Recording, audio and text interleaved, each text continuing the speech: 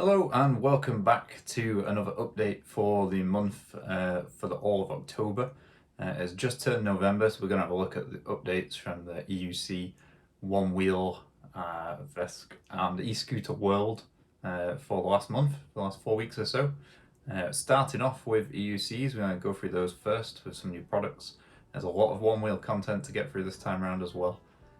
We're going to start off with EUCs and a lot of podcasts. So first one actually came out at the end of September, but I just missed it for the last update. It was on Mr. Wrongway's channel for EUCs, and they were talking as a group, three of them here. It said Electric Dreams and EFAM. Really good conversation, listening to all the information about new wheels and such, finding out what their opinions are based on them, what they're looking forward to. They were quite interested in the M10-4, which has now kind of come out, so a lot of hands-on from people there as well. So a really interesting podcast, or really interesting talk to listen to. You get a chance to go and have a look at it. Also quite entertaining as well. They're all quite funny. So that's really good. There you go. They had a little chat about the V13 as well. They're not yet come out. But also the Sherman S and etc. We also, on the EUCs, we've had some updates again from EUC Serbia. That's coming from an Instagram channel here where they get a lot of updates for EUCs for ones that have been developed. The EX30 showing its power, going uphill, the testing like the extremes of these things out. So crazy incline and decline for that, but really showing how impressive they are, how powerful it is. We also had a similar one for the veteran Sherman S. No idea why they're going up such big hills, but I guess it's kind of extreme testing to see its true capabilities. It looks like a lot of fun, as long as you don't drop the thing and break it. We've also got the Sherman S here in another video, showing them descending a set of stairs. I think that obviously the main change is the S part of its suspension, isn't it, for the Sherman? So they're trying to show that off as much as possible, which is really, really interesting. And then finally, we've actually just recently, in the last couple of days or so, they've EVs, who sells obviously EUCs in Canada, they have got hold of a Sherman S, so they've done a video review of this. It's nearly 46 minute video, so a lot of information in there. They seem to really like it, so it looks like it's going to be a very good addition to the range of wheels. Obviously quite an expensive one. If you've got the money, people will seemingly enjoy it with the addition of the suspension. But another video worth watching as well, especially if you're interested in that. Okay, now next video, we're actually moving on to Onewheel, so straight into Onewheels. Not that much EUC content yet, obviously new wheels and such, but some loads of podcasts. Everybody seems to be getting on the podcast bandwagon. Starting with, we had another podcast from Onewheel. So the reason I brought this one up, because they do it regularly anyway, is because they've started bringing people onto it. So Jimmy Chang was a guest on this Onewheel podcast, and he can be quite critical of Onewheels. So it's been quite interesting to listen to this, because it shows Onewheel is listening to their critics and seeing what it is they might need to kind of change or look for in the future. It's an interesting podcast. They do skirt around some topics slightly. They don't kind of fully delve into things. But generally it is quite interesting listening to kind of the founder there, Kyle, and obviously the chief evangelist, Jack. Yeah, it's quite interesting. Talking about everything Onewheel and kind of what they like about it and dislike about it. So worth having a check out for that. Also, Kyle does mention he has been on an EUC as a casual rider, so he has tried other things. We also have podcasts. What's this one from? Is Pushback Army podcast. This is with the folks from Craft and Ride. Obviously, they sell loads of Onewheel parts for customizing your Onewheels, so that's really cool as well. They have a really interesting insight to that kind of side of the world. So as a third-party seller for parts, so they've got loads of new products coming out all the time. They have a huge list of products you can buy from them as well, which is really cool. They've got new products coming out for the GT as well, now that's been released. So another interesting podcast to listen to as well if you've not. It doesn't get loads of views, that one, but it has a lot of information in it, so if you're interested in kind of more Onewheel content, worth checking out. And then moving slightly away from kind of official Onewheels, but a massive push or massive interest, maybe that's the wrong term, and there's been a lot of people talking about this, which is VESC. Now, I'm a bit of a simpleton with regards to this stuff. I'm really interested in it because I have a one wheel and I also live in the UK. So if it breaks, getting it repaired is going to be a pain. So I see myself potentially some point in the future, maybe taking my XR, maybe a few years down the line, and turning it into one of these machines if things start to break on it. So VESC project is not specifically just for one wheel devices. It seems there's obviously a lot of applications for it. This is for self-balancing vehicles, I guess, and there's also other uses for it as well, which I don't know all the details of.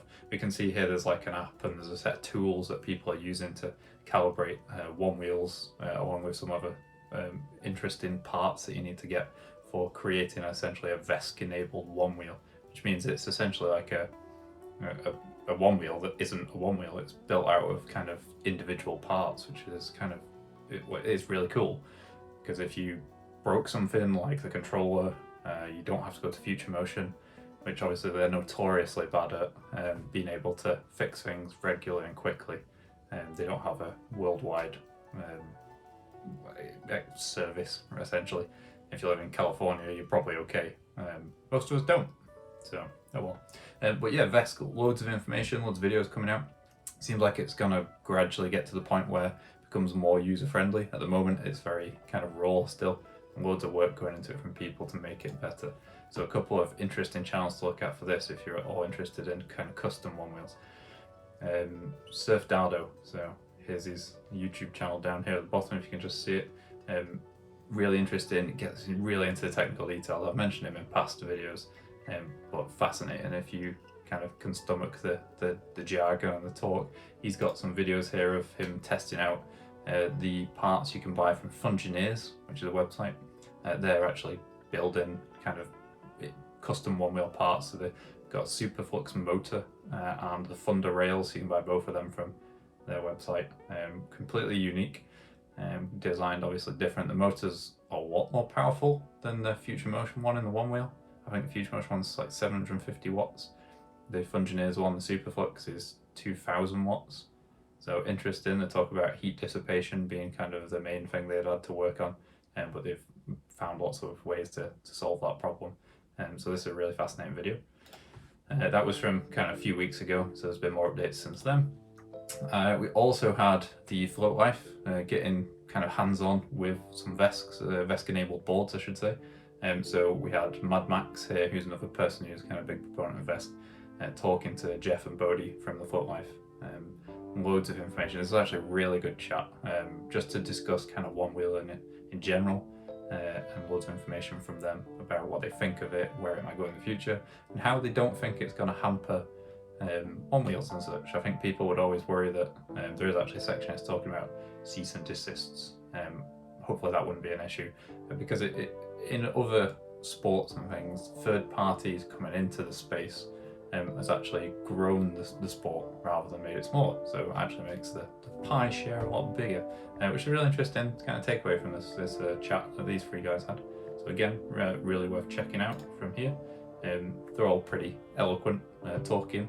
They make a bit of a joke of Bodie messing up in some of it, but still really interesting to listen to. So yeah, cool.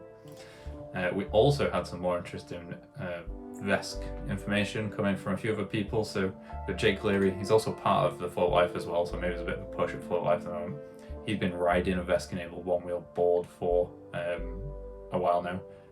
He was talking about how the recent firmware changes to it, how they've updated the software has very recently kind of eliminated the major issues they had in the past, and it's turned it into a board essentially that feels very similar to kind of traditional one wheels.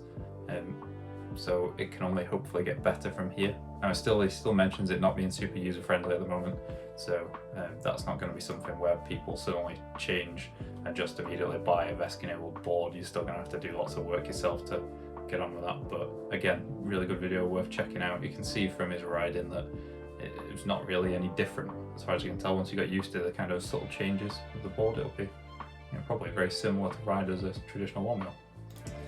And we also had Mr. Billy Shredder. He's got a pretty funny Instagram and YouTube presence. Likes to, I don't know, I'm not sure what his whole shtick is, but it is quite entertaining. He has retired from Onewheel. Interesting video this that he posted, because he's talking about also going VESC in terms of the boards he's going to be using, and how that we shouldn't call them Onewheels because it is essentially a trademarked name. And he has a bit of a point, really. I suppose the interesting thing is what people would rather call them, or what's a better term for them in general. So he's suggesting Shredwheel because that's his brand. It'd be interesting if anyone's watching this to kind of propose different names. I'm not entirely sure what would be best for it. Obviously, Onewheel's always been the thing that's been around. You start calling something like a VESC Onewheel or something, it's not really a good description of it, as he points out in this video here. So interesting to think about the kind of terminology we're going to be using in the future. So pretty entertaining character if you can stomach watching someone with a shell suit and kind of a mullet going on here, but I like him. He seems pretty fun. And then moving on from that was kind of all the Onewheel content. Again, all of this is linked in the description down below. I didn't really find anything for e-scooters this time around. There's always new products coming out. One thing I've never seen before was an e-scooter racing league. So this just popped up on my Instagram. I've not really looked into it, but I quite like the idea. Obviously, with Onewheels, we have like Race for the Rail, and they have other national, kind of regional, different races. Not seeing any for e-scooters. Obviously, EUC's people race them all the time with varying results of damages and injuries. But yeah, this looked pretty funny. So if anyone knows anything more about racing for e-scooters, it'd be great to hear about it. And then kind of finally, we had I've gone down a bit of a rabbit hole myself, to be honest with you. I've got my Onewheel here, which I recently, it's gonna be heavy this to lift up. Here we go. This is mine. So I've got about 1,600 miles on this at the moment. I bought this kind of as a stock Onewheel originally. Had to replace the tyre, so I replaced the kind of Vega for this Hoosier FF21. And I also just recently replaced the grip tape on it as well. Completely worn away, essentially. It was rubbish. But I went down a bit of a rabbit hole with it because I was looking into kind of customs for Onewheels. I had to buy the red fender when I first got mine, which I don't like. I wanted like the black one, but they're all sold out at the time. So I put a load of stickers on mine just to kind of make it look a little bit better. But I did go down a little bit of a rabbit hole with Onewheel customs. So again, I'm sure loads of people have their own custom versions of them. I was looking through Instagram and seeing what kind of inspiration I could get for different Onewheels. So there's some pretty cool ones that I like. You got this picture. It's quite an old picture now, I think. So, oh no, September 24th, not too far off. But it's got some kind of foot life custom sidekicks on there. It's got the Enduro tyre on. The Enduro tyre does look very nice. I've not ridden one. No idea if it's any good. People seem to like it, but it does look really cool. I've got this one. I like the colour scheme. I like the matching. I think the thing I didn't like about my Onewheel when I got it was I've got dark blue sidekicks on it, so like protective. But then I've got like a bright red fender on it, which I'm not too keen on it. I was actually thinking of spray painting the fender, but never got around to that. I got this one, so Elite Customs Onewheel. This looks pretty cool. I love the honeycomb effect on the kind of plates on the side there. I got Hoosier tyre on there, so that's obviously been replaced. There's so many out there. I'm sure loads of people have want this colour scheme. Colour scheme's brilliant on this. I also really like this grip tape as well. You can get these from different places where you can actually have different things printed on. I suppose I'm not sure how they get that effect, but get different colours on the grip tape. Again, nice custom one here. Some stickers on the fender just to spruce it up a bit. But I love the colour scheme for that one. That's really nice. And we've got some Craft and Ride products on this. It looks like a GT, as far as I can see there. Again, I love the plates and the grip tape as well, with all the colours on. I'd love to get something like that done in the future. And then this last one, which complete custom. This was what's it called now? Hydro dripping or something similar like that. And they put like a GTA 5 print on the Onewheel fender, which is kind of fascinating, really, like how it's been done. But it was expensive. But yeah, it looks really cool. Let's go through a couple of pictures here. So it just looks like a stock pine, maybe? I don't think it's Pine X, I'm not entirely sure. But I kind of love the hydro dripping idea. That looks really cool. And there's a couple of videos down here of him showing the process as well. I didn't expect it to work, but it did. Yeah, anyway, that was a bit of a tangent. If you have tuned in all the way to the end, thanks for watching. Like I said, every single thing we've been through here I'll link in the description.